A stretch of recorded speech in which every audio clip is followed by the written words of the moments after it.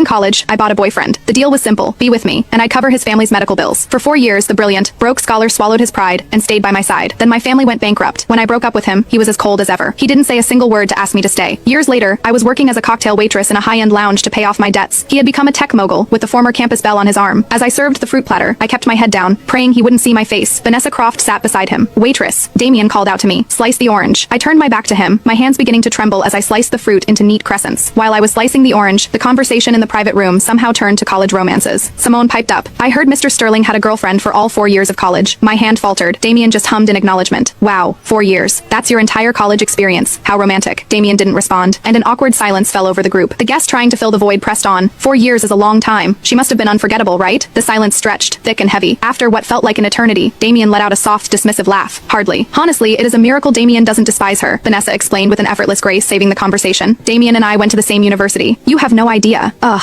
I felt so bad for him back then. If his ex hadn't been in the way, do you really think it would have taken us this long to get together? Of course, Vanessa, you are a huge star now, no matter how great his ex was. Could she ever compare to you? The mood in the room instantly lifted. I tugged the brim of my cap lower, desperate to just disappear. The fruit knife slipped, slicing my finger. A sharp hiss of pain escaped my lips, drawing the attention of the table. "What is wrong with you?" Vanessa complained, her voice sharp with annoyance. "Can't you even cut a piece of fruit? I am so sorry, I'll get you a fresh platter." I snatched the plate, ready to flee. Wait. Damien's voice stopped me in my tracks. Each word was slow, deliberate. "Turn around." My feet felt nailed to the floor. 1 second, 2. My manager, sensing trouble, rushed over. "My apologies, everyone. She is new, still learning the ropes. The fruit platters are on the house tonight." She shot me a pointed look. "What are you waiting for? Go get a new one." It was the escape I needed later. My manager, a kind woman named Sarah, pulled me aside. "You need to be quicker on your feet next time," she said gently. "We were all new once, but a complaint from that room, and you'd be working tonight for free." "Thank you, Sarah. Don't mention it. Just be extra careful with the VIP room. They're all heavy hitters, especially the youngest, most handsome one in the middle. He is the founder of a huge tech startup. He is not someone we can afford to cross." "Sarah, I am a little shaken up. Could you possibly take the new platter in for me?" "Sure thing." I let out a breath I didn't realize I'd been holding. If there was one person in the world who had already crossed Damien Sterling beyond forgiveness, it had to be me. I was the ex he was talking about, the one it was a miracle he didn't despise. At 4 a.m., my shift was finally over. I was the last to leave. A coworker, thinking the building was empty, had already shut off the main lights and the elevators. I jabbed at the elevator button in frustration, hoping to bring it back to life. "You should probably call someone." Damien's voice echoed from the darkness behind me. I froze, then mechanically called my coworker. The elevator whirred back to life. Damien and I stood in the cramped space, the silence deafening. "Working this late?" His voice was low, yet distinctly clear in the confined space. "Yeah, waiting for the last guest to leave." I stared at the closed elevator door. "The pay? Is it good?" he asked hesitantly. "It is okay." I kept my head down, the cap hiding my face. He didn't seem to recognize me. He chatted idly for a moment, then glanced at his watch. "This elevator is painfully slow. My girlfriend is probably getting impatient. She is very clingy, you know, loves to be doted on." My heart clenched. He was talking about Vanessa. "What about you?" he continued. "You get off this late. Doesn't your boyfriend come pick you up? I live close by." The elevator